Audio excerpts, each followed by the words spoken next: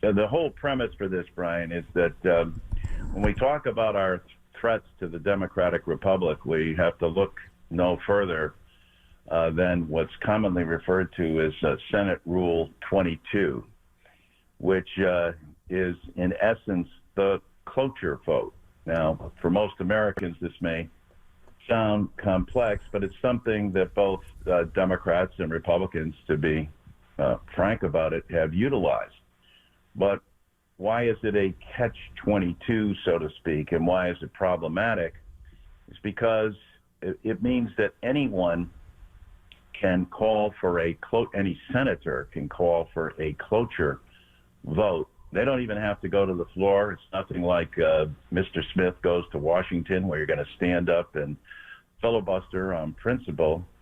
And what has happened is that just in the last 16 months, there's over 400 bills that the Senate has not voted on. And to bring it home to Connecticut, imagine this will mark the 10th year that the parents of the children of Sandy Hook have been making their pilgrimage to Washington to ask Congress to vote. The House of Representatives has acted half a dozen times on universal background checks for guns, which is 70% of the NRA supports that, for God's sake, but it's never received a vote in the United States Senate.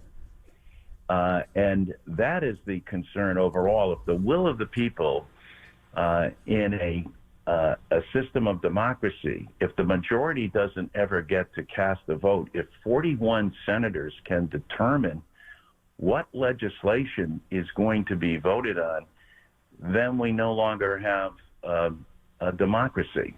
So you basically need 60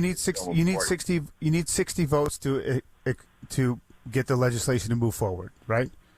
Right. Well, that's what the rule requires. Cloture would mean you can stop the filibuster if you have 60 votes. Right. But it's utilized on every piece of legislation, and any senator can call for the cloture vote.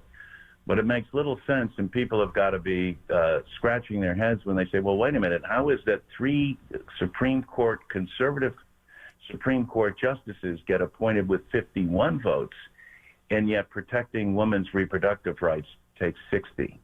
Does that sound like a democracy to you? No, and you're okay with doing this permanently, so it doesn't matter who runs the show in the Senate. It doesn't matter who runs the show, and let me be clear about it. Harry Reid did similar things as well. This is about the institution.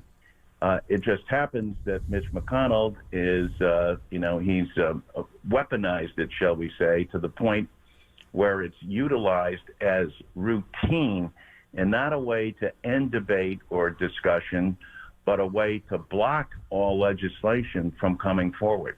You think about this. Direct negotiation for prescription drugs never has had a vote.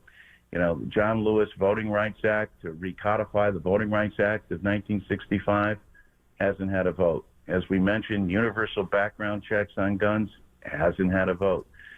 Even the bipartisan commission to study January 6th that passed bipartisanly in the House, never taken up by the United States Senate.